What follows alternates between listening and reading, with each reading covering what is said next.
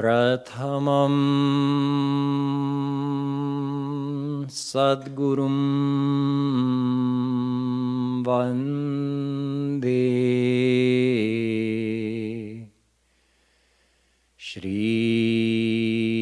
श्रीकृष्णं तदनन्तरं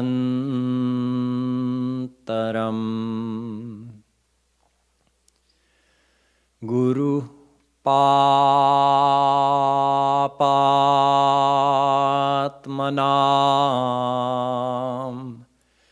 त्रातां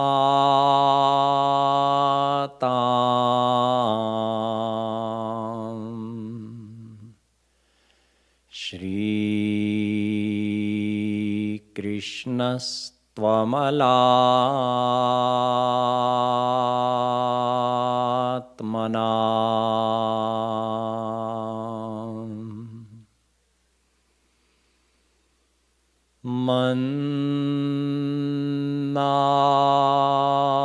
मन्नाथः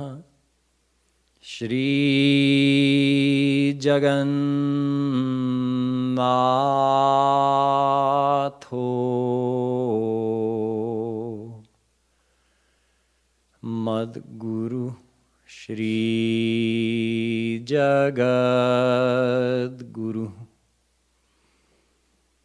मदात्मा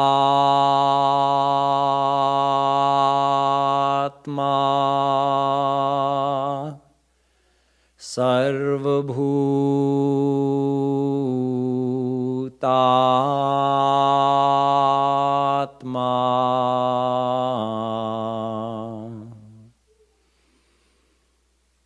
तस्मै श्री गुरवे नमः। यो ब्रह्माणं विदधाति पूर्वं यो वै वेदांश्च प्रहिणोति तस्मै तद्ब्रह्म देवमात्मबुद्धिप्रकाशं मुमुक्षुर्वै शरणमहं प्रपद्ये। The divine souls will have a few minutes of Nam Sankirtan, and after that I'll speak on the topic of how to recognize a true guru.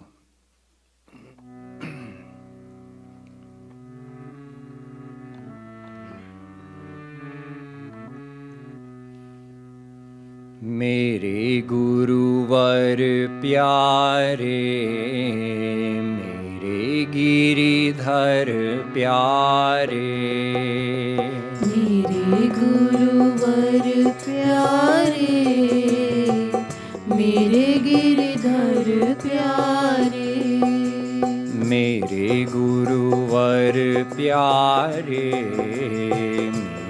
Giridhar प्यारे, मेरे गुरुवर प्यारे, मेरे गिरिधर प्यारे, मेरे गुरुवर प्यारे, मेरे गिरिधर प्यारे, मेरे गुरुवर प्यारे, मेरे गिरिधर प्यारे, मेरे गुरुवर प्यारे, मेरे गिरिधर प्यारे, मेरे गुरुवर प्यारे, मेरे गिरिधर प्यारे, मेरे गुरुवर प्यारे, मेरे गिरिधर प्यारे,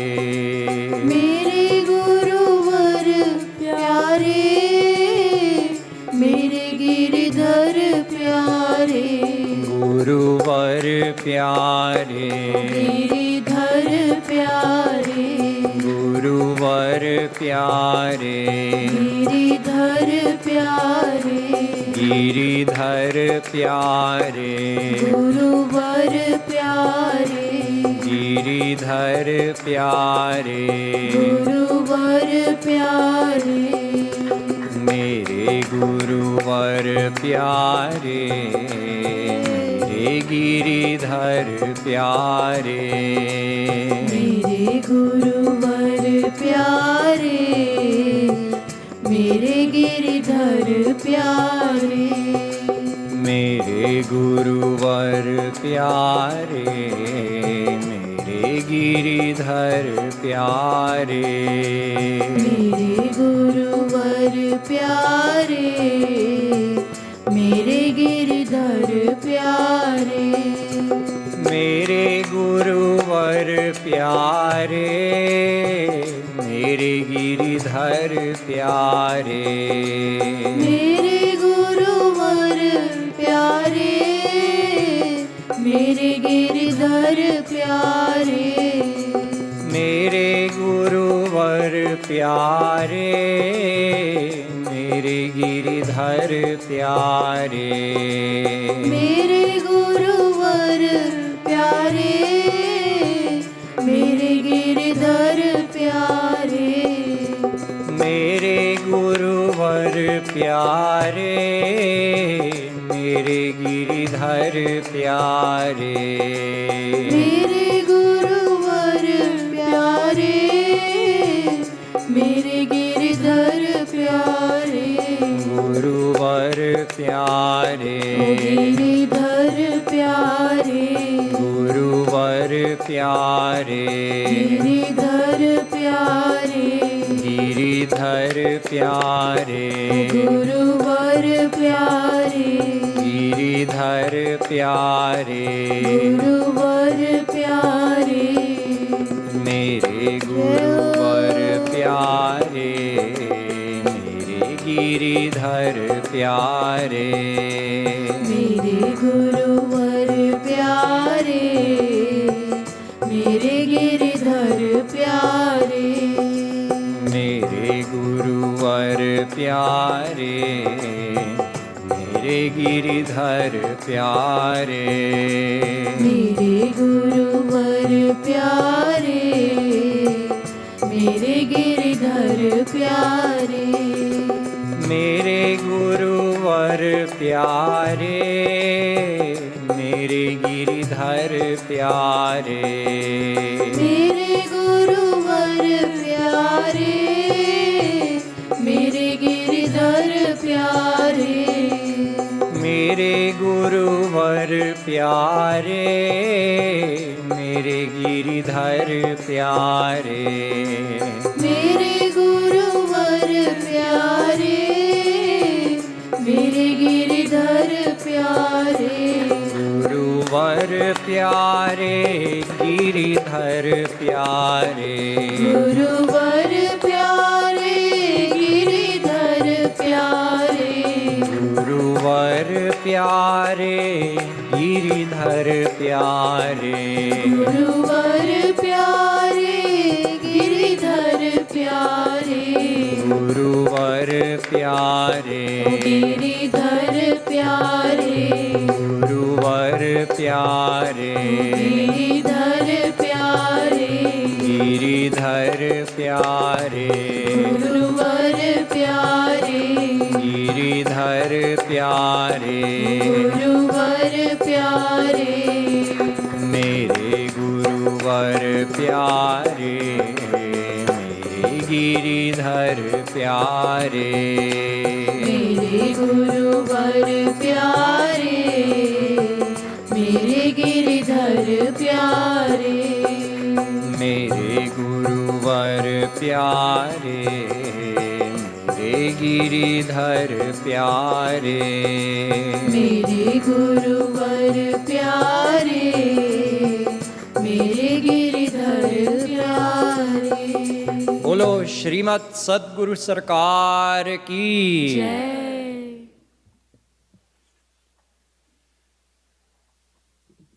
For the last 2 days during this intensive, I've been speaking to you on the topic of Guru. And so far, as it relates to recognizing a Guru, I have explained a couple of the important points. For instance, through one's own experience, it is possible to recognize whether you're following a true Guru or not.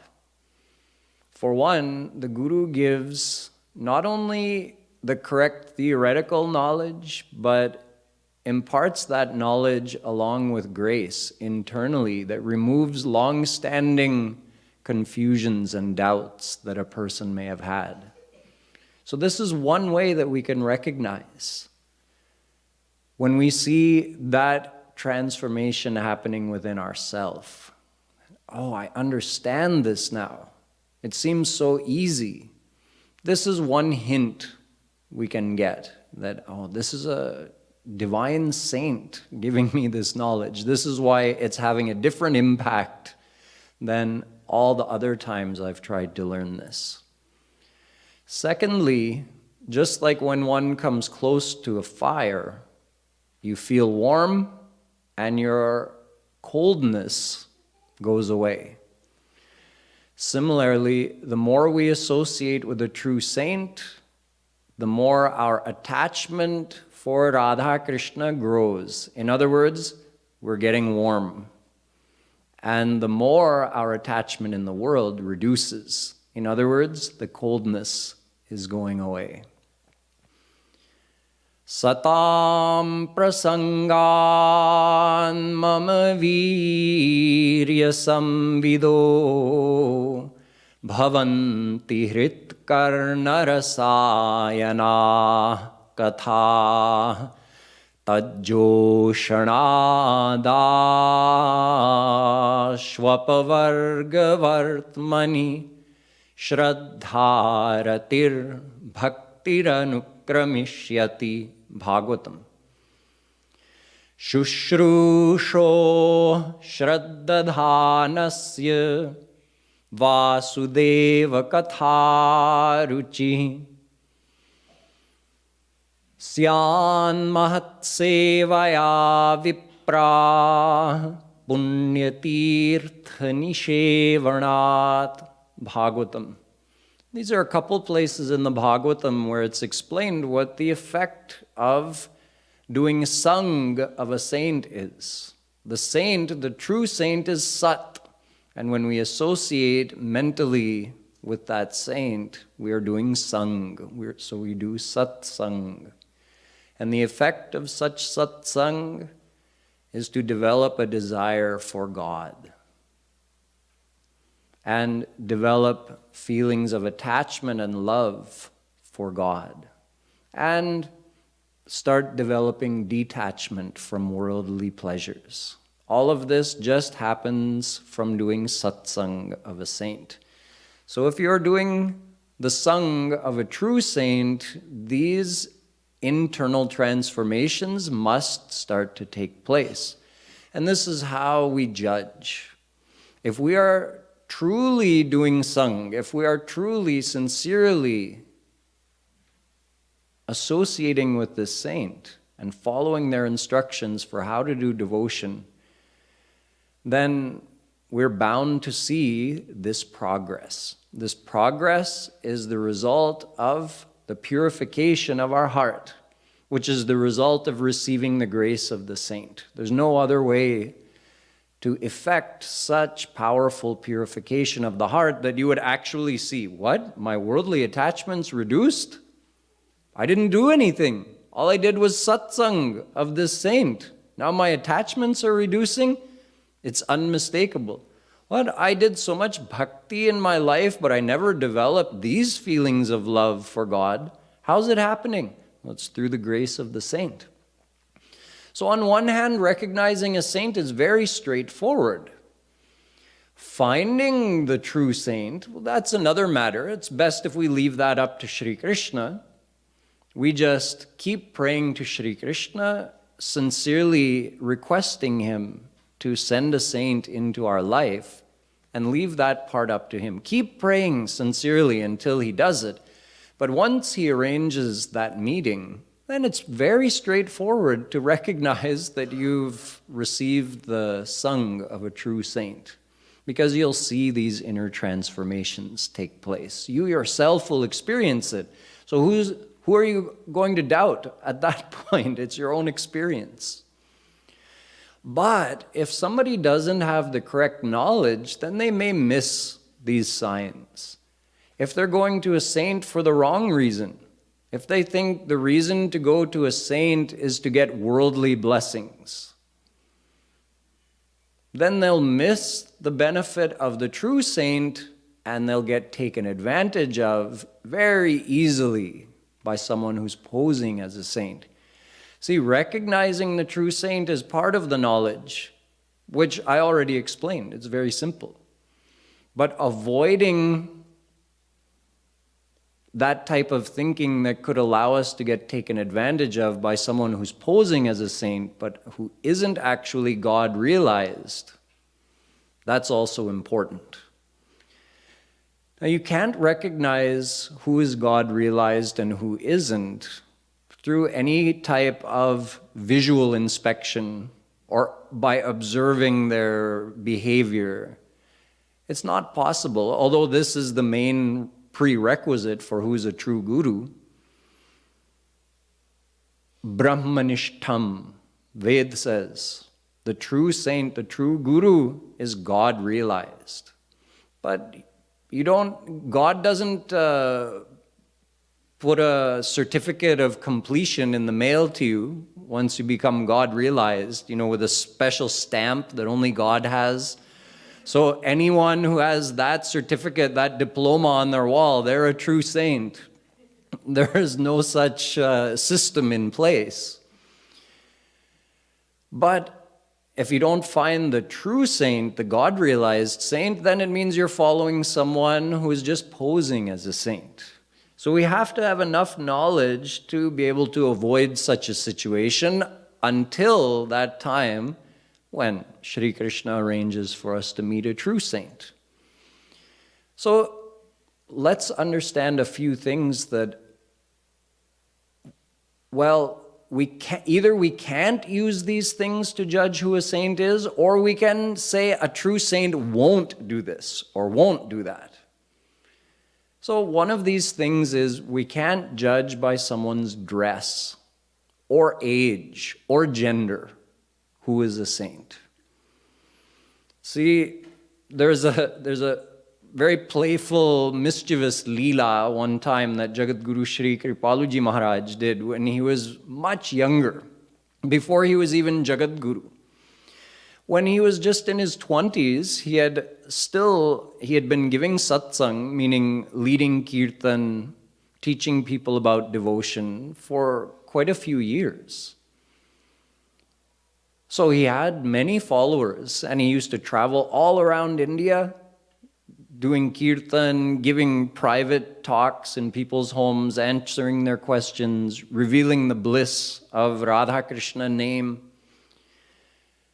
So back in those days, Maharaj, he was so young, he never wore orange clothes like this, and he had what he referred to as an English haircut, short hair, and he just wore normal clothing, just like a regular person. So imagine a young man in his early 20s with short hair, wearing ordinary clothes, and he's traveling on the train to go somewhere. So Maharaj, back in those days, actually, a couple of his satsangis, those who followed him, were very high in the administration of the railroad. So anytime he would travel, if he was going to Mathura or Prayag, then these important people with important posts would come and meet him, and they'd arrange for his ticket and everything. But Maharaj said he never traveled without a ticket. He always got the actual ticket. But this time he decided to play a little trick on the conductor who has to come and check the tickets. So Maharaj had a first class ticket, so he was sitting there up in first class, and the conductor came and said, "Ticket?" Maharaj said, "Oh, I don't have a ticket." So, of course, this aroused the suspicion of the conductor. And Maharaji said, I don't need a ticket. My son is the supervisor of railroads in Prayag, where Maharaji was heading to. In other words, the topmost in the whole district. Back in those days, it was a very important and impressive post. So Maharaji is in his early 20s, and he's telling this conductor that this person is my son, so I don't need a ticket. So now the conductor decided to have a little bit of fun with Maharaji as well. So he said, oh, your son. Okay, he's thinking this young man has lost his marbles. So he calls the other ticket checking conductor from one of the other cars, and now he starts mocking Maharaji. Oh, did you know? So he's the father of so and so, the big director in Prayag. And like this, they were making fun of Maharaji the whole way there. So when the station was coming up, then again, the conductor started asking him, so I guess if he's your son, he'll be meeting you at the railway station? Maharaji said, yeah, he better be. So when they got there, he wasn't there because Maharaji hadn't even told him he was coming. That's how Maharaji used to travel back in those days, just decide I'm going over there, and he'd go. So when he got there to the station, they said, he's not here. Maharaji said, get him on the phone right away. They said, wow, this should be interesting. So he calls him up. He had the number because it's his boss's boss's boss. And Maharaji takes the phone from him and he says, where are you? I'm here waiting for you. And the conductors who are all gathered around to make fun of Maharaji are thinking, he can talk to him like that? So he, of course, said, yes, Maharaji, I'm coming right away. So he got there in a few minutes, and all the conductors are gathered up, and when this big, important person in the railroad walks in, he walks over to Shri Maharaji and touches his feet. And now everybody, why are they so confused? They couldn't figure, they're still thinking, okay, he must be his father because he touched his feet. How could such an important individual touch the feet of someone, he wouldn't be so humble to just anyone. It never dawned on them. They never considered the possibility that Maharaji is his guru. Why? Because he's not dressed like a spiritual man. He's too young. He's not wearing the right clothes. He doesn't have the right haircut. So Maharaji says that, oh, I just wanted to let you know that these folks all took great care of me on the train. They were all shaking in their boots. Maharaji's going to get them fired. And then Maharaji started to walk away and he said, oh, one more thing. And he thinks, oh, this is it. Now he's going to tell him how I was really talking to him, and this is it. I'm done. I'm fired. My livelihood is finished. He walks over. Maharaji hands him his ticket and walks away. So this is a very amusing story for us, and I'm sure that conductor remembered Maharaji for the rest of his life. But the point of the story in this context is that look at how easily we're fooled. Oh no, a divine God-realized saint can't be in his 20s. Oh no, he can't wear ordinary clothes. No, he can't have an ordinary haircut. And then we're fooled. So if we have that wrong understanding, we'll eliminate the true saint from consideration because we'll think, oh no, he's just not dressed properly. He can't be a true saint. And knowing that we have this stereotype in our mind, others who are posing as saints will try to fit the part. So, oh, I want people to follow me, so I'm going to grow my hair long because that's what people expect. I'm going to grow my beard long because that's what people expect. I'm going to wear orange clothes because that is what people expect. So now that pakhandi, that fake saint, has gotten you to check one of the boxes. When you're going looking for who is a true saint, if that's one of your boxes that, okay, has to wear orange clothes, check. Has to have long hair and a beard, check. Because you didn't have the correct knowledge, that pakhandi has already got you. He's got you part way reeled in. Now, there's a couple of other ways that we get fooled. We allow ourselves to be fooled. As I mentioned, a true saint is God realized and wants to give us God realization, wants to increase our attachment to God and decrease our attachment in the world. And yet, what's another checkbox we've got? Saints will bless me with material prosperity.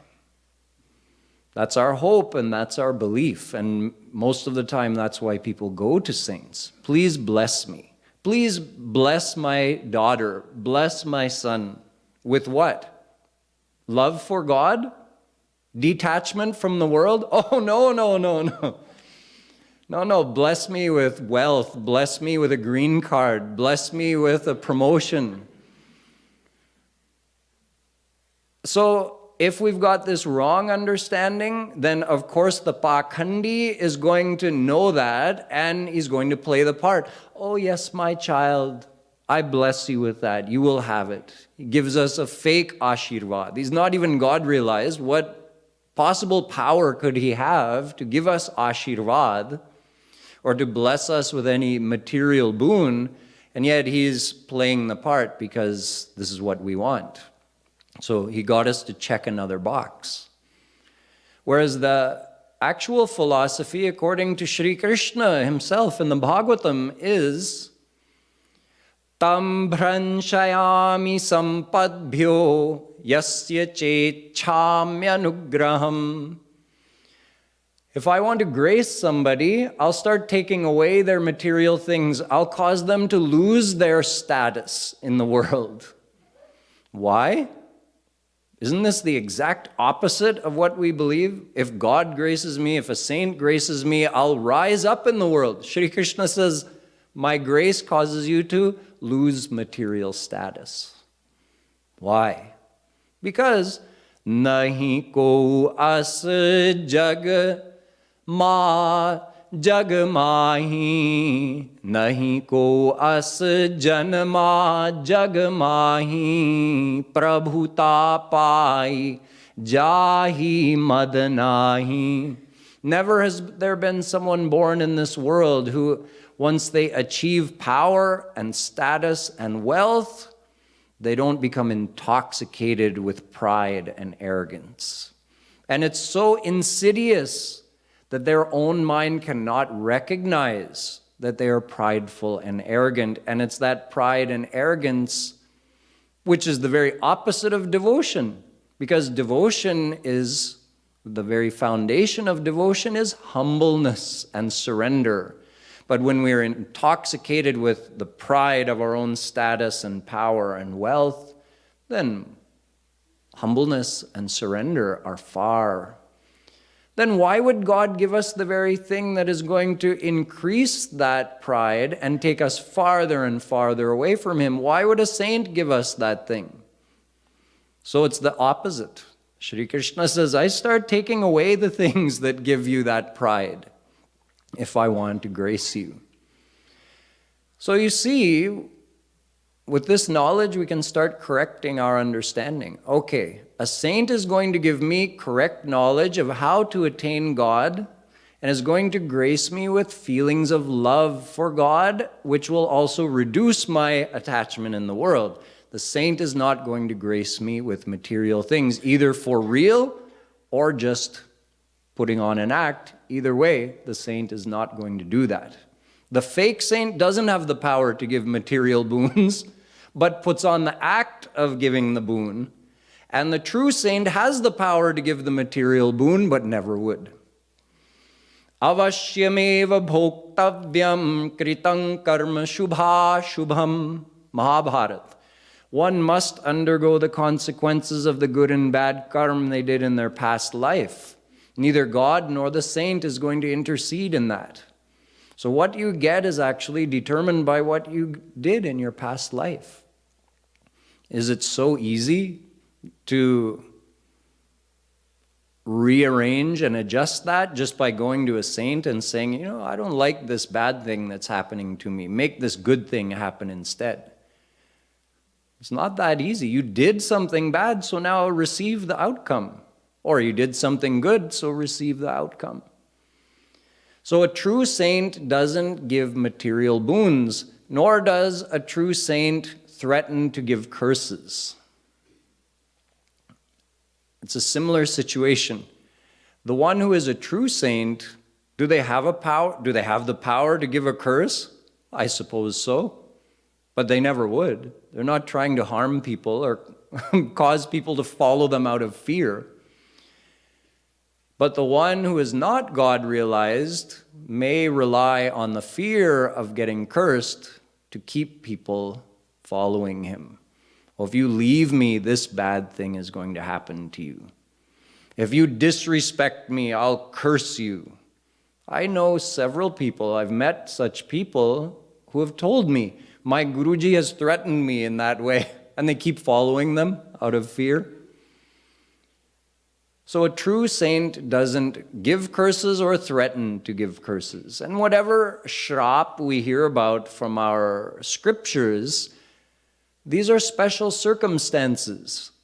Every time you hear about a saint giving shrap, giving a curse, it's part of a divine leela to make something happen down the line. It's part of the plan. In fact, the word shrap comes from the root Shreya Prad. Shreya means something good, the best. And Prad means dene wala, that causes that to happen.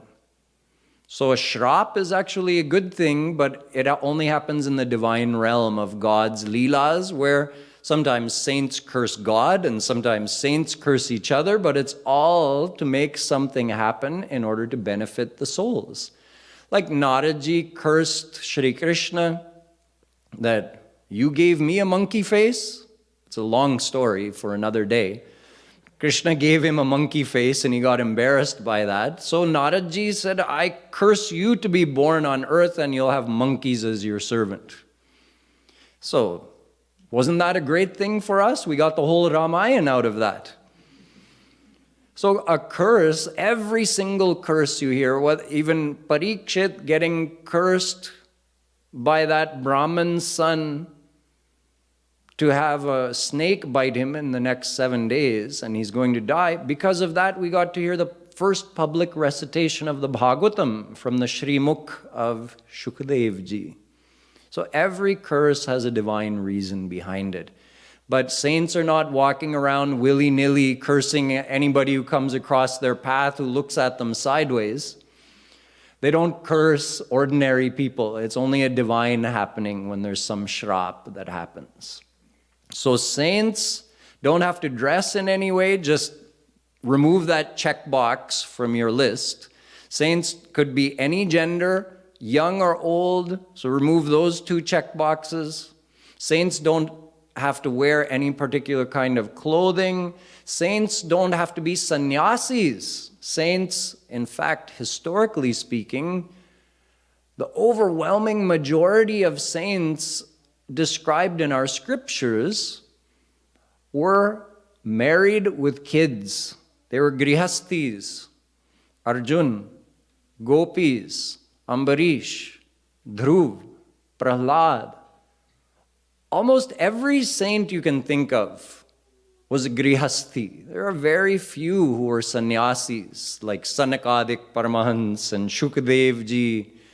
Even those who lived in the jungle, like Vashisht. He wasn't a sannyasi, he was God-realized, and yet he was married with kids. So we have to readjust our perspective on who is a saint and who isn't. Don't look at gender, don't look at whether they're a sannyasi or a family person. Don't look at age. Don't look at how they're dressed. You can't even look at, we think, oh, a saint will be nice all the time. What about Durvasa? Durvasa Muni was Shri Krishna's guru. Telling me he's not a saint? Of course he's a saint. And yet, he's so quick to anger. That's his divine personality. And we can't judge based on, oh, he got angry, he can't be a saint. Again, we would have crossed Durvasa Muni off the list, one of the great gurus of our history. So we can't judge by observing with these eyes. But we can judge by our experience. Again, go back to my original point. You have to accept that guru in your heart, follow their teachings, do the devotion according to how they explain to do it, and then you'll receive their grace. That grace will purify your heart, which will cause you to develop more love for God than you ever thought possible, and will reduce your attachments in the world, which nobody believes is possible. And there's something else a true saint doesn't do. Make a public display of powers. Chamatkar. There are some in the world who have thousands and hundreds of thousands of followers who make it like a public exhibition, a pre-planned public exhibition. Guruji is going to show this power or that power. Saints don't do such things. They have whatever power God has, the saint has. So what couldn't a saint do? And yet, other than a few incidental occurrences that may happen in a saint's life where they end up using one of their powers for one reason or another, other than these incidentals that happen, a saint never makes a public display of their powers. A saint doesn't use an exhibition of their powers to try to attract followers. One time, Shri Maharaj was leading a kirtan on the bank of Narmada River, and there was an ashram up on the hill, and the Babaji in that ashram kept asking him, please come and visit, please come and visit. But Maharaj was leading the kirtan program for a couple weeks, Akhanda Nam Sankirtan. And there were 30 or 40 dedicated devotees who were there taking the benefit of that Nam Sankirtan for the whole time, drinking that bhakti ras. Now, during this time, it started raining really hard, and Narmada River started to overflow her banks. Narmada ji is a divine goddess who has her adhibhautik roop, her material form here on earth, but she's like Ganga ji. She has a divine personal form. So Narmada ji was rising over her banks, and the water was starting to approach the area where they were doing kirtan. But Shri Maharaj just went and took a stick and drew a line around the area where they were doing kirtan. They kept doing kirtan with no worries, and the water never came and touched them. Once the kirtan session was over, then they went up to visit that Babaji in his ashram, and immediately, as soon as they vacated the grounds, the water came and flooded that area and kept rising higher and higher and higher and higher. Just like when Vasudev ji was crossing Yamuna and the water was getting higher and higher and higher, it was almost covering his face. So then what did Shri Krishna do? He just dipped his little foot down and touched into the water, and then Yamuna ji receded because all she wanted was to touch his lotus feet. So up there on the hill, Yamuna ji is rising so high, it's now threatening the ashram. So Maharaj just quietly, without telling anyone, went and sat down on the bank and dipped his charan in the water, and Narmada ji went back down. Now all of a sudden, news started to spread like wildfire. There's some Chamatkari Baba there at this ashram, and people started to flock over there in the hundreds. Now mind you, for a couple of weeks, Maharaj was pouring the ras of Nam Sankirtan, and there were only a few dozen people there taking advantage of it. And once they heard of some chamatkar that happened, now they're coming in hundreds and thousands to have a darshan of that great saint. Why? They got the wrong checkbox. A saint shows powers. So a saint may or may not, that's neither here nor there. The saint isn't trying to attract people who are interested in powers. Maharaj ji bhag gaye wahan se. Before anyone reached there, Maharaj ji left and went somewhere else. He wasn't interested in people. You could have been sitting there doing sadhana for the last 2 weeks. Now you just hear of one little miracle and you come running. No, I'm out of here. So a saint doesn't use powers to develop a following. If you are supposed to look for that characteristic in order to determine who's a true saint, then how easy it would be for someone to fool you.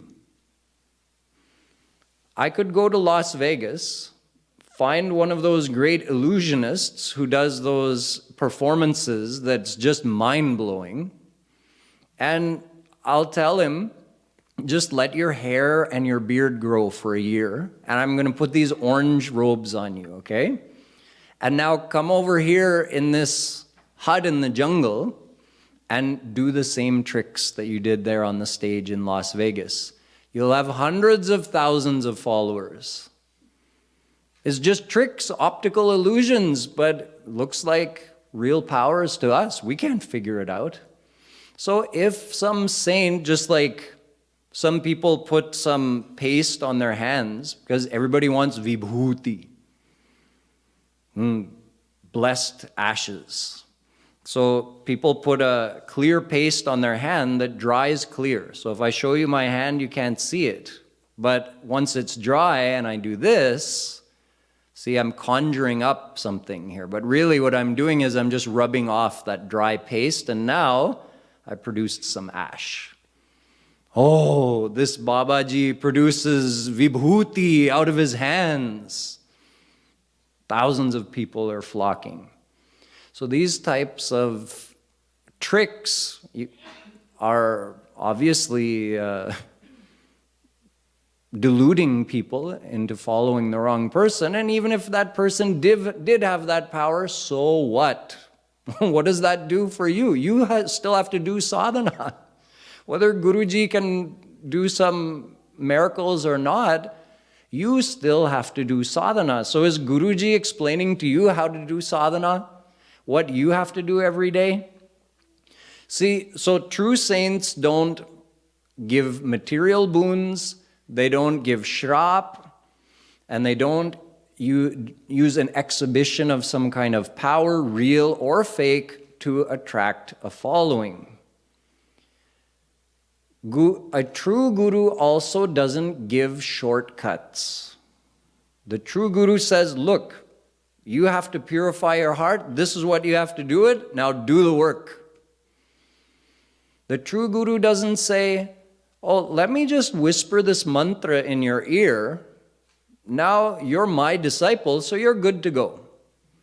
Yeah, I'll meet you at the gates of Golok and guarantee your entrance. Yeah, lots of people would want to follow that guru. Why not? No work to do. Just get the mantra, and like signing the contract, okay, you're my guru, bas ho gaya. Or some gurus say just do Path of Ramayan this many times, or of Sundarkand this many times, or do Gita ka Path, or Bhagavad ka Path, certain number of times, and there you go, guaranteed entrance to the divine abode. Another shortcut. You're still 100% attached in the world. You haven't done any work to purify your heart. Your anger and jealousy and everything is still just as high as before. But oh, I did Path of this many akshar in this religious text. So now I'm guaranteed God realization.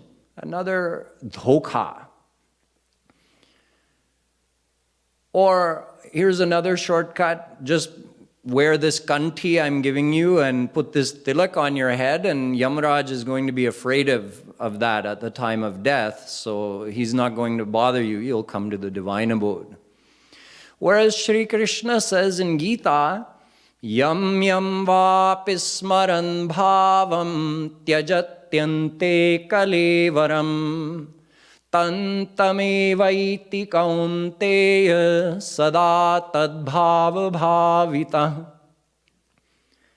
Arjun, where is your mind attached? That's what you're going to attain after death. So it doesn't matter if you visited all 4 main holy places, Charon Dham. If your mind is still attached in the world, what are you going to attain after death? The world. You'll be reborn here. So all these shortcuts of visiting holy places or doing a certain number of pat or getting a mantra, there are many, many more shortcuts. These are not wrong practices in and of themselves. Visiting a holy place, if it's done with the right outlook, can help you. Oh, Krishna did this Leela here? That's so exciting. He walked here. So you're visiting a holy place and you're getting the benefit. But if you're just thinking that by physically going and checking that box, oh, I physically went here, but the whole time you were just thinking about worldly desires, then there's no benefit to having gone. So all these practices, whether it be repetition of a mantra or listening to the leelas of any scripture recited or visiting holy places, all of these are practices of their devotional practices that have benefit, but they shouldn't be approached as shortcuts. That I don't have to do any work to purify my heart and reduce my worldly attachments and become more attached to God. I don't have to do any of that because I've done this shortcut. I did this many part of this scripture. I've gone to Charon Dham 5 times in my life, so I'm guaranteed Vaikuntha 5 times over. This type of thing is a way that unqualified people who are posing as gurus try to gain a following by saying, hey, just follow me, look how easy I've made it. Don't do anything, just do this one shortcut. So if we don't have this understanding, we have all the wrong check boxes on our list of, okay, does this guru check this box, this box, this box? Oh, he checks all those boxes, good, I'm going to follow this guy. And we get fooled, we follow the wrong guru for our whole life, and afterwards when we're leaving our body and we see where we're going to be born, we say, what? I'm not going to Vaikuntha? I'm not going to Golok? No, according to your karma, according to the attachments of your mind, this is where you're going to be reborn. Nothing to do with the divine abode because you haven't purified your mind and you haven't surrendered your mind to God. So we have to remove those erroneous check boxes and only focus on the simple thing which I described in the beginning. What is our own proof that we get of our own internal transformation? Is our love for God growing? Is our attachment in the world reducing? Have our spiritual confusions been removed due to the teachings of this guru? That is all the proof one needs, and this is incontrovertible proof. You can't be fooled. With the other erroneous checklist, anybody can fool you because you have a wrong stereotype of what a guru is. But when you have the correct understanding, who's going to fool you? It's impossible because your whole decision process is based on your own experience. So you wait and see, what experience do I get? If it's according to the correct direction, then I know I'm following a true saint. And if I'm not getting those results, then I have to keep looking. So in this way, when we have the correct knowledge, we can streamline our search for the correct guru. We can completely avoid, I'm not saying maybe, I'm saying you can completely avoid the danger of getting fooled by someone who's posing as a saint, if you have this knowledge. And then it's just a matter of waiting. Oh Krishna, please grace me with the sang of a true sadhu, of a true divine, God-realized saint. Keep praying to Shri Krishna, and when he sees that you're ready to benefit, he's going to send such a saint into your life. and then you follow their teachings, you accept them in your heart. That's how you do sang. You accept them in your heart, follow their teachings, do the sadhana, how they explained it, and then you'll see the results. You'll check the correct boxes. Oh, worldly attachment reducing, check. Attachment to Radha Krishna increasing, check. Desire to meet Radha and Krishna increasing, check. Anger reducing, check, at least a little bit. We start seeing these signs of internal transformation, then we know we've found the true guru, and now it's just a matter of us buckling down, becoming more focused, and following. However much effort we put in, that much benefit we'll receive. If we want more results, put in more effort. And with the grace of such a true saint, it's possible to become God-realized. It's possible for us to become God-realized in this very life. So with this knowledge that I've shared with you very briefly, we can both avoid following someone who isn't a saint, and we can recognize that we're receiving the grace of a true saint. Boliye Vrindavan Bihari Lal Ki. So we'll finish with a few minutes of Nam Sankirtan.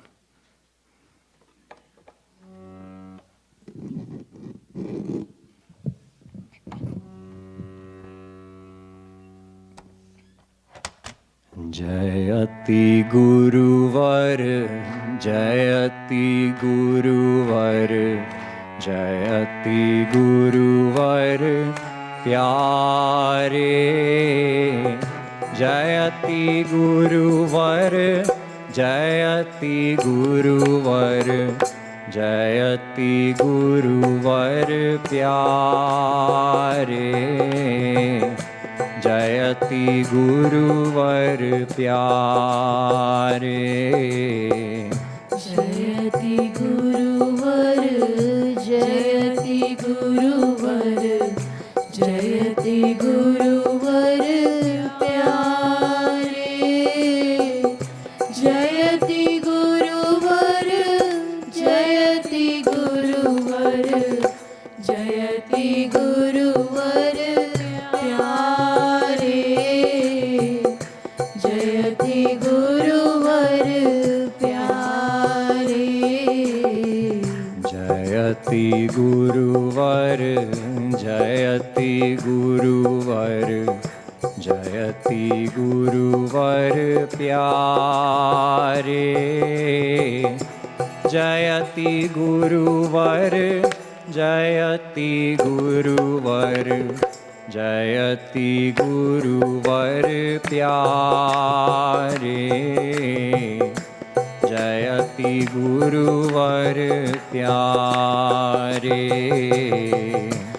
Jayati Guruvar, Jayati Guruvar, Jayati Guruvar, Pyare. Jayati Guruvar, Jayati Guruvar, Jayati Guruvar, Pyare. Jayati Guruvar, Pyare.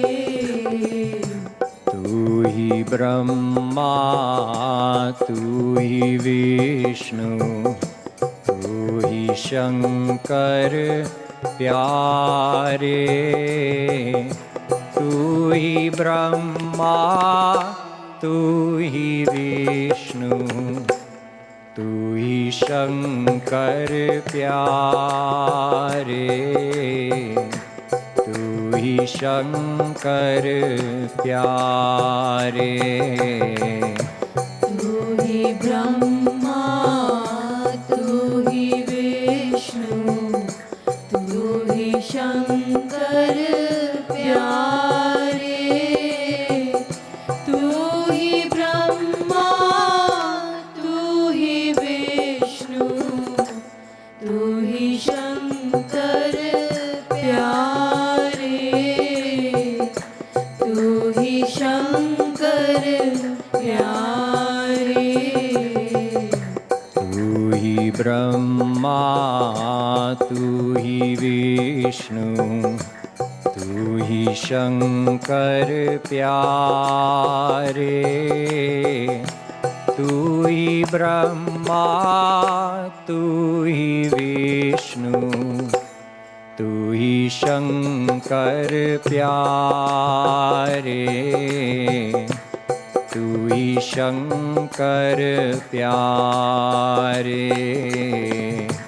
तू ही ब्रह्मा तू ही विष्णु तू ही शंकर प्यारे तू ही ब्रह्मा तू ही विष्णु तू ही शंकर प्यारे तू ही शंकर प्यारे जयति गुरुवर जयति गुरुवर जयति गुरुवर प्यारे जयति गुरुवर जयति गुरुवर जयति गुरुवर प्यारे जयति गुरुवर प्यारे जयति गुरुवर जयति गुरुवर जयति गुरुवर प्यारे जयति गुरुवर जयति गुरुवर जयति गुरुवर प्यारे जयति गुरुवर प्यारे बोलो श्री राधा कृष्ण भगवान की Want to invite everybody to a couple of programs that are happening this week. Actually, today I have another talk. I'll be at the Austin Hindu Temple at 5 p.m. from 5 till 6:30. So if anyone wants to come and join us over there for lecture and kirtan, you're welcome to join. And then starting tomorrow, we have a 4-day Gita class here. This whole week is a vacation week for the kids from school. So from Monday to Thursday in the evenings, 7 p.m. to 8:30, we'll be having a family Gita class. So it's an interactive class with discussions and question and answer and games and quizzes, not just for kids, but for the adults as well. So everybody gets to understand the most important points of in this class, it'll be the 7th and 8th chapters of the Gita, in a way that allows you to understand it and then apply it in your life. So this class is not about memorizing shlokas, and in fact, we don't even cover every single shlok of each chapter. We just focus on 3 or 4 most important points. What's the message of this chapter, and how can I bring that into my life and benefit from it? This is what we'll be doing this week. So again, it's Monday to Thursday, 7 p.m. till 8:30, and it's here at Radha Madhav Dham in the Lotus Hall. And we'll be having dinner prasad served daily as well. Jai Shri Radhe.